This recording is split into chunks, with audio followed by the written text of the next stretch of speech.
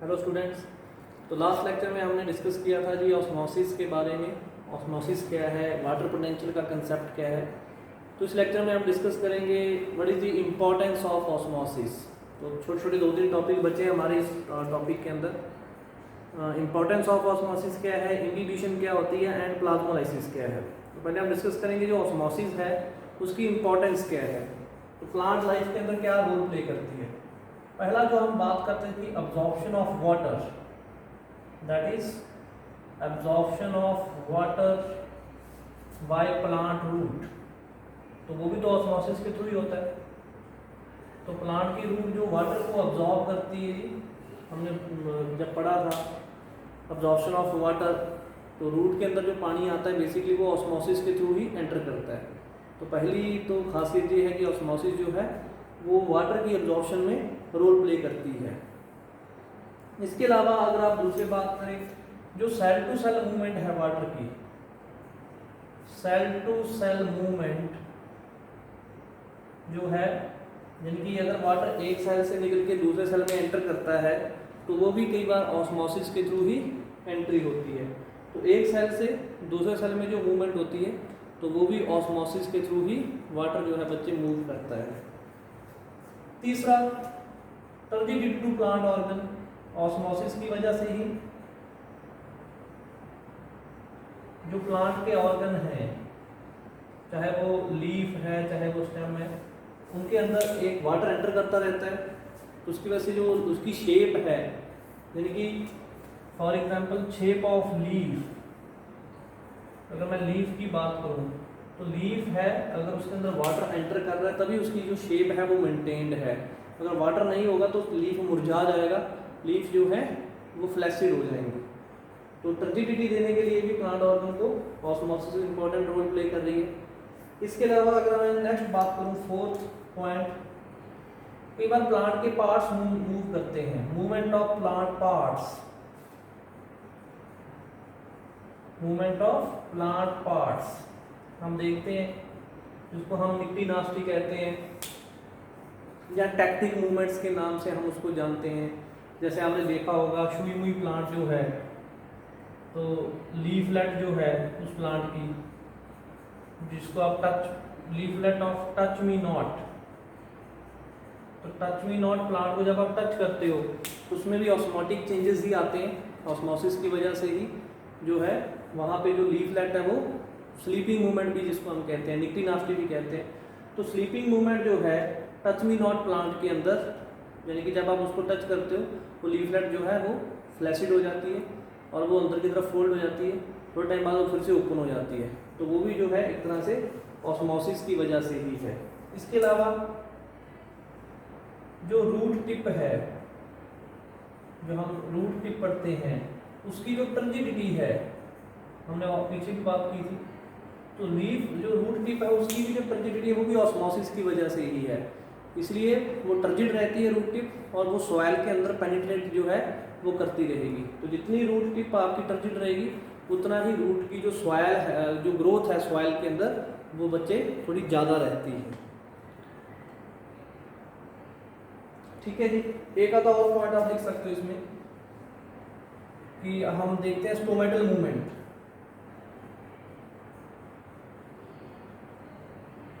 Stomatal movement हम देखते हैं, स्टोमेटा ओपनिंग एंड क्लोजिंग, तो वो भी ओपन वाटर की एंट्री की वजह से ही, जहाँ एग्जिट की वजह से होता है।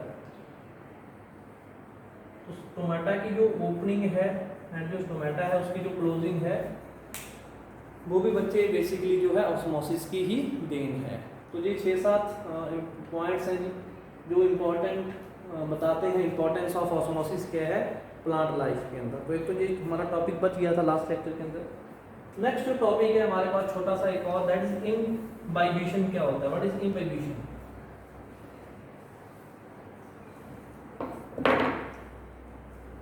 What is imbibition?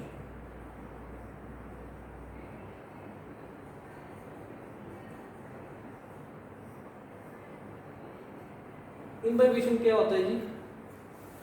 जब कोई सॉलिड सरफेस वाटर को एब्जॉर्ब कर लेता है, अब्जॉर्प्शन नहीं होती जहाँ पे, यानी कि वाटर एब्जॉर्प्शन होगी, वाटर एडजॉर्प्शन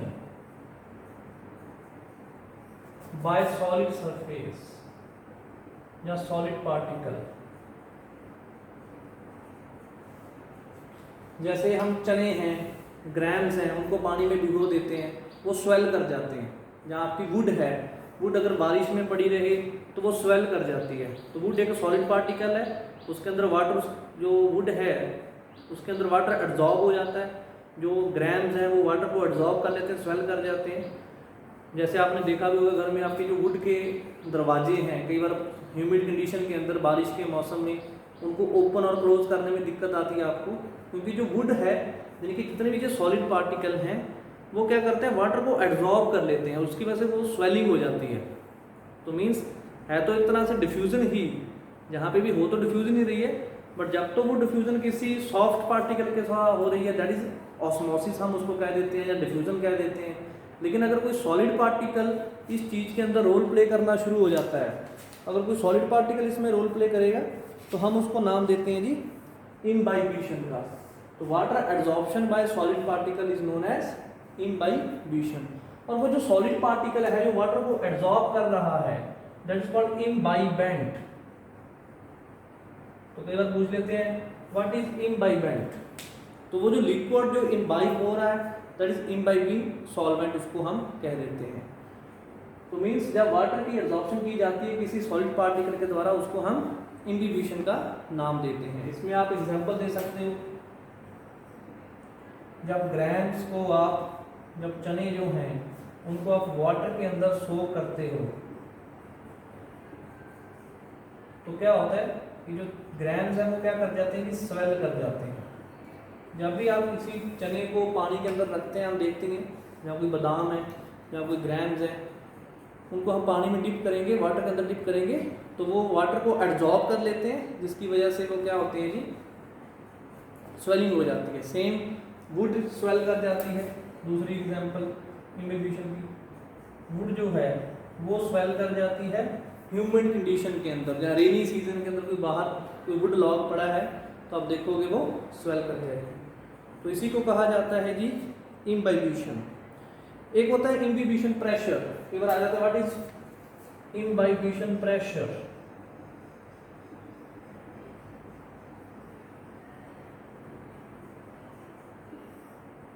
इम्बिबिशन प्रेशर किसको कहा जाता है, जितने भी इम्बाइबेंट हैं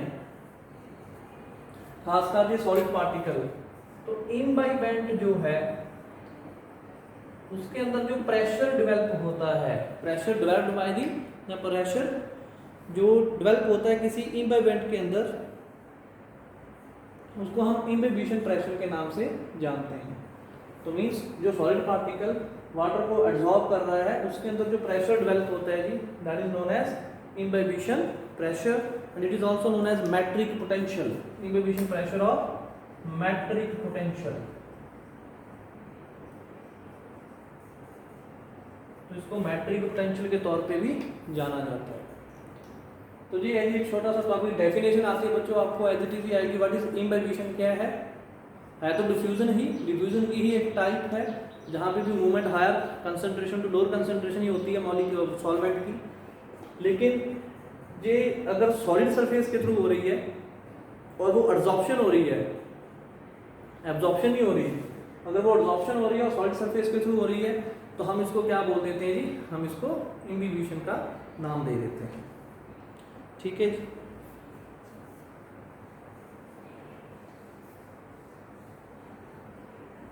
अब इसकी इंपॉर्टेंस क्या है, प्लांट लाइफ में इम्बिबिशन की इंपॉर्टेंस क्या है।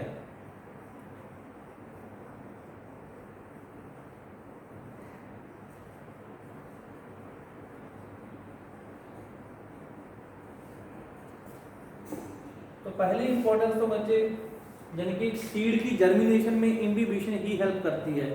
हम ग्रैम्स की बात करते हैं, जब तक आप चने को ग्रैम्स को पानी में डिप नहीं करोगे, सोक नहीं करोगे, तब तक वो स्वेल नहीं करेगा और उसका जो सीड कोड है वो रप्चर नहीं होगा। और अगर सीड कोड रप्चर नहीं होगा तो सीड कभी भी जर्मिनेट नहीं कर सकता। तो मतलब जितने भी ये सीड होते हैं, आपको पता है सीड की जो बाहर कवरिंग होती है उसको हम सीड कोड कहते हैं।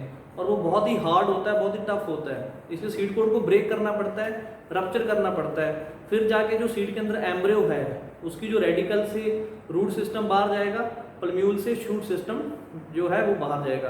अगर आपका सीड कोड ही रप्चर नहीं होगा तो एम्ब्रियो के अंदर जो रेडिकल है, पल्म्यूल है, वो जर्मिनेट तो कर जाएंगे, बट वो जो शूट सिस्टम है, जो रूट सिस्टम है, वो सीड कोड को ब्रेक ही नहीं कर पाएगा और जो जर्मिनेशन है वो वहीं पे रुक जाएगी, एम्ब्रियो जो है वहीं पे खत्म हो जाएगा। तो इसलिए जर्मिनेशन ऑफ सीड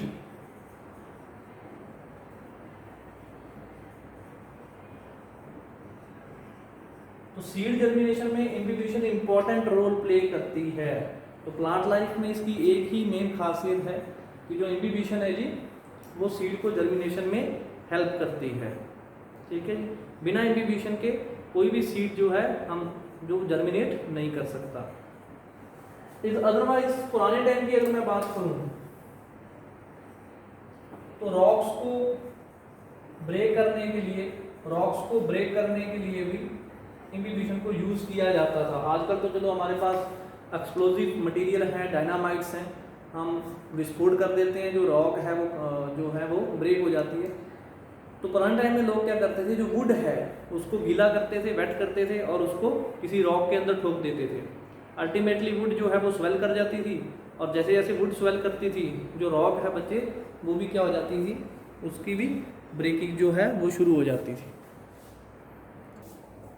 इसके अलावा बच्चे प्लांट की जो रूट हमने बात की थी कि जो रूट है प्लांट की वो वाटर को एब्जॉर्ब करती है, यानी कि ऑस्मोसिस के थ्रू वाटर अंदर आता है। लेकिन अगर आप वाटर एब्जॉर्प्शन की इनिशियल स्टेज को देखें, वाटर एब्जॉर्प्शन जो है बाय रूट, उसकी अगर आप इनिशियल स्टेज देखोगे, स्टार्टिंग में आप देखोगे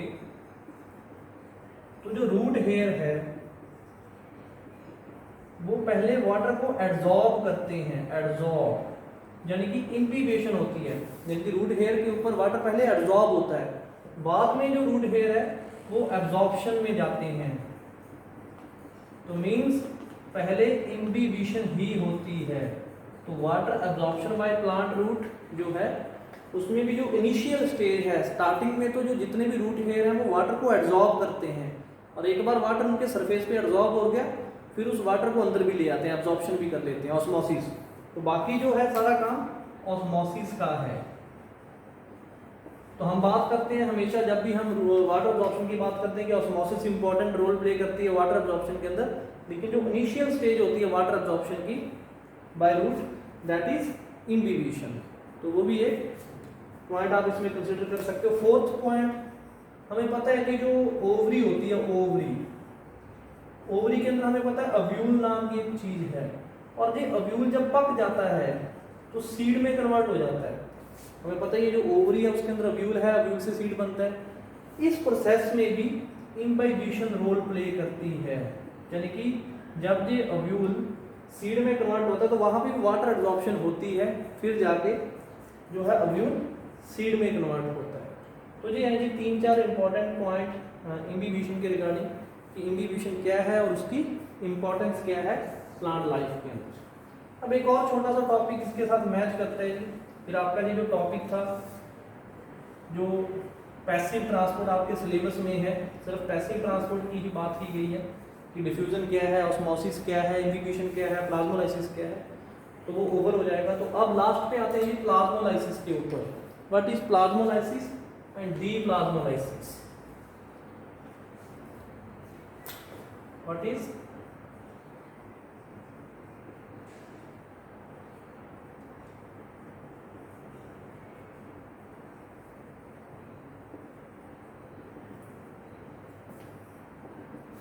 प्लाज्मोलाइसिस एंड डीप्लाज्मोलाइसिस क्या होती है? तो बच्चे हमने ऑस्मोसिस जब पढ़ा था वहां पे हमने 3 तरह के सॉल्यूशन पढ़े थे। एक होते हैं हाइपरटोनिक सॉल्यूशन, एक होते हैं हाइपरटोनिक सॉल्यूशन, एक होते हैं हाइपोटोनिक सॉल्यूशन,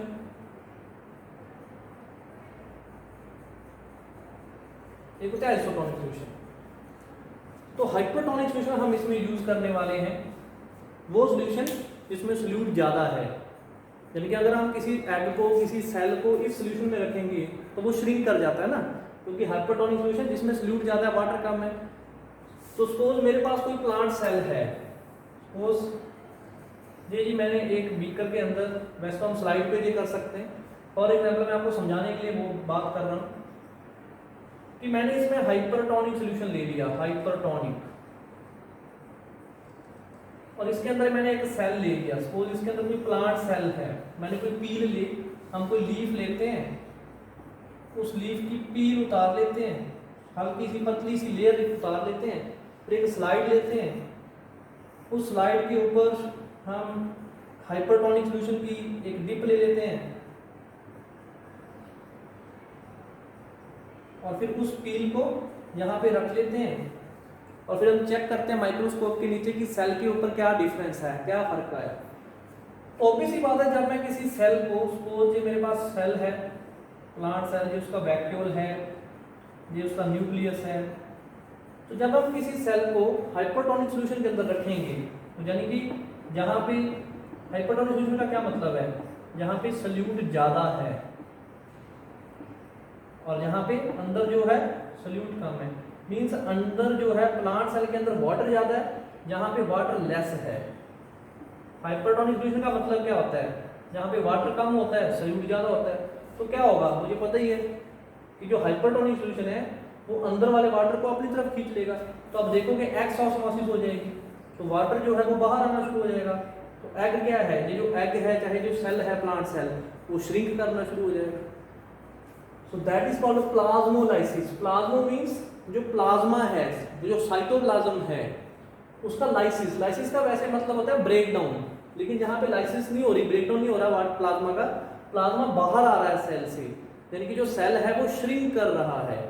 तो कहने का बड़ा सिंपल सा मतलब है जी कि अगर हम किसी भी सेल को, प्लांट सेल को खासकर अगर हम हाइपरटोनिक सॉल्यूशन में रखेंगे, तो आपका जो सपोज अगर स्टार्टिंग में आपको ये चीज नजर आ रही है, तो दिस इज प्लांट सेल, अगर स्टार्टिंग में आपको जो है इस तरीके से नजर आ रहा है सेल, ये प्लाज्मा इस तरीके से नजर आ रहा है, तो जैसे जैसे आप टाइम बीतता जाएगा, 10 मिनट के बाद या 5 मिनट के बाद या 2 मिनट के बाद, आफ्टर सम टाइम आप देखोगे कि ये जो सेल है उसके कॉर्नर खाली होने शुरू हो गए हैं। बेटर है कि सेल को हम रेक्टेंगुलर बना लें।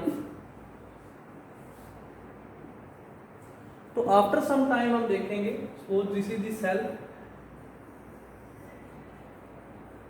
जो उसका वैक्यूल है सेल का, जो उसका न्यूक्लियस है, तो आप देखोगे ये जो कॉर्नर हैं ये खाली होने शुरू हो जाएंगे। बाकी सारा वाटर है जहाँ पे, लेकिन जो कॉर्नर है वो खाली होने शुरू हो जाएंगे।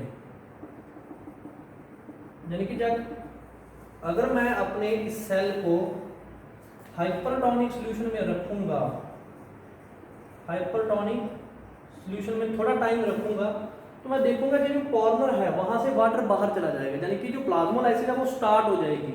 और दिस इज, ये बड़ी इंपॉर्टेंट है, this is called incipient plasmolysis.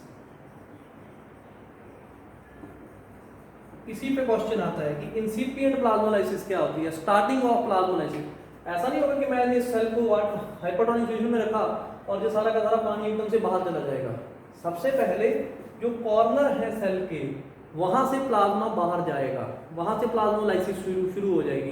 And this is called starting of plasmolysis. और थोड़ा टाइम रखोगे, और ज्यादा टाइम, थोड़ी टाइम के बाद अगर आपने इसको सेल को हाइपरटोनिक सॉल्यूशन में उठाया ही नहीं, तो आप देखोगे पूरा का पूरा सेल ऑलमोस्ट खाली हो जाएगा। सिर्फ जहां पे आपके पास जो लिक्विड सा रह जाएगा, बाकी सारा का सारा सेल खाली हो जाएगा। This is called plasmolysed cell.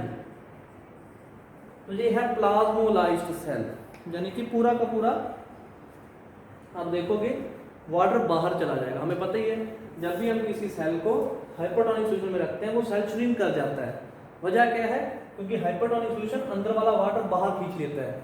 लेकिन स्टार्टिंग में सिर्फ कॉर्नर खाली होंगे, जब प्लाज्मोलाइसिस शुरू हो जाएगी तो सिर्फ कॉर्नर से ही प्लाज्मोलाइसिस होगी। This is called incipient plasmolysis. And after some time आप देखोगे पूरा का पूरा सेल जो है वो खाली हो जाएगा, उसका प्लाज्मा बाहर चला जाएगा। This is called plasmolysed cell.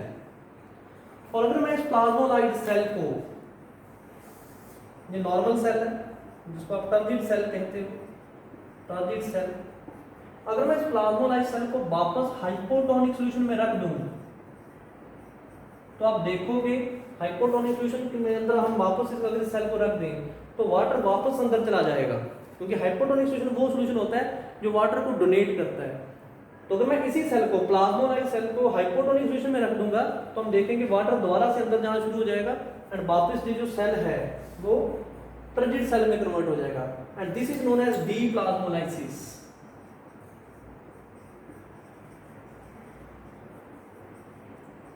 इसी को हम डीप्लाज्मोलाइसिस के नाम से जानते हैं। तो बड़ा छोटा सा कंसेप्ट है जी।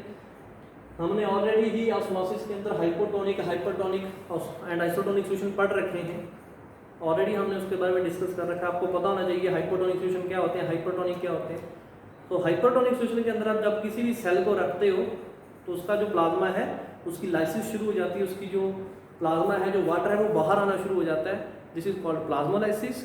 और अगर आप उसको वापस हाइपोटोनिक सॉल्यूशन में रख दोगे तो वो वाटर जो है वो वापस चला जाएगा सेल के अंदर, दिस इज कॉल्ड डीप्लाज्मोलाइसिस। तो ये एक छोटा सा टॉपिक ये भी आपके सिलेबस में है, इंपॉर्टेंट है। डेफिनेशन एज इट इज आपसे पूछी जाएंगी कि प्लाज्मोलाइसिस क्या होती है, खासकर इंसिपिएंट प्लाज्मोलाइसिस क्या होती है, कि इंसिपिएंट प्लाज्मोलाइसिस क्या रोल प्ले करती है जहां पे। तो नेक्स्ट है जी हमारे पास इंपॉर्टेंस ऑफ प्लाज्मोलाइसिस। हमने पढ़ा भी प्लाज्मोलाइसिस क्या है, डीप्लाज्मोलाइसिस क्या है। तो what is the importance of plasmolysis. तो पहली इंपॉर्टेंस तो ये है कि ये जो प्लाज्मोलाइसिस है it is the characteristics of living cell. अगर आपने ये पता करना है कि ये कोई सेल लिविंग है इस टिश्यू के अंदर या डेड सेल है तो आप प्लाज्मोलाइसिस का एक्सपेरिमेंट उस पर कर सकते हो। 2 मिनट का काम है, आसानी से हो जाता है। तो आपको पता चल जाएगा अगर उसमें प्लाज्मोलाइसिस हो रही है तो आपको पता है कि ये लिविंग सेल है, क्योंकि प्लाज्मोलाइसिस लिविंग सेल का ही करैक्टर है। तो मीन्स लिविंग सेल की आइडेंटिटी को देखने के लिए हम इसको कर सकते हैं। दूसरा, अब घर में पिकल्स वगैरह को या फिश है या मीट है या फिर जेली है या फिर जैम्स है, उनकी प्रेजर्वेशन में प्लाज्मोलाइसिस इंपॉर्टेंट रोल प्ले करती है। हम उनको प्रिजर्व करके रखते हैं। हम देखें ये पिकल्स के अंदर हम बहुत सारा साल्ट डाल देते हैं या फिश या मीट के अंदर हम साल्टिंग कर देते हैं। तो साल्टिंग या फिर जेलीज जैम्स के अंदर हम स्वीटनिंग कर देते हैं, स्वीट एजेंट्स हैं वो डाल देते हैं। तो साल्टिंग करना, स्वीटनिंग करना, अल्टीमेटली हम सल्यूट डाल रहे हैं। तो ये हाइपरटोनिक सॉल्यूशन, जो हाइपरटोनिक कंडीशन है, ताकि हाइपरटोनिक कंडीशन जनरेट हो जाए। तो हाइपरटोनिक कंडीशन जनरेट कर देते हैं जानबूझकर हम साल्ट पिकल्स के अंदर, फिशेस के अंदर, ताकि हम इनको लॉन्ग टाइम तक प्रिजर्व कर सकें। किनसे बचाना है? नॉर्मली फूड को कौन स्पॉइल करता है? फंजाई करती है, बैक्टीरिया करते हैं। और फंजाई और बैक्टीरिया से बचाने के लिए हम साल्टिंग करते हैं या स्वीटनिंग करते हैं, ताकि हाइपरटोनिक सॉल्यूशन कंडीशन क्रिएट हो जाए। और हाइपरटोनिक कंडीशन के अंदर जो फंजाई है, जहाँ जो बैक्टीरिया है, वो बच्चे ग्रो नहीं कर सकता। तो मीन्स फंजाई और बैक्टीरिया की ग्रोथ को रोकने के लिए भी हम क्या करते हैं जी, साल्टिंग एंड स्वीटनिंग करते हैं, ताकि हाइपरटोनिक कंडीशन जो है उनको क्रिएट की जा सके। तो प्लाज्मोलाइसिस जो है इसका मतलब वो प्रिजर्वेशन के अंदर भी इंपॉर्टेंट रोल प्ले करती है। तीसरा इंपॉर्टेंट पॉइंट प्लाज्मोलाइसिस का है जी हमारे पास killing of weeds in lawns. आपने देखा होगा लॉन्स के अंदर वीड्स को खत्म करने के लिए भी साल्टिंग की जाती है। तो अगर आप साल्टिंग कर दोगे तो क्योंकि हाइपरटोनिक कंडीशन क्रिएट हो जाएगी, जो वीड है उसका वाटर बाहर आ जाएगा, वीड खत्म हो जाएगा। तो लॉन्स के अंदर वीड्स को खत्म करने के लिए भी हम क्या करते हैं, कई बार लॉन्स की साल्टिंग की जाती है। तो ये 3 इंपॉर्टेंट इसकी पॉइंट है जो हमें इंपॉर्टेंस बताते हैं, what is the importance of plasmolysis. तो दिस इज ऑल अबाउट बच्चे हमारे जो टॉपिक थे। इसके अंदर हमने आपके सिलेबस में जो क्रॉप फिजियोलॉजी, उसके अंदर बस यही टॉपिक है, what is diffusion, what is facilitated diffusion, what is water potential, what is osmosis and what is imbibition, what is plasmolysis and deplasmolysis. तो ये हमने सारा जो है कवर कर लिए हैं। नेक्स्ट लेक्चर में हम जो है फोटोसिंथेसिस स्टार्ट करेंगे।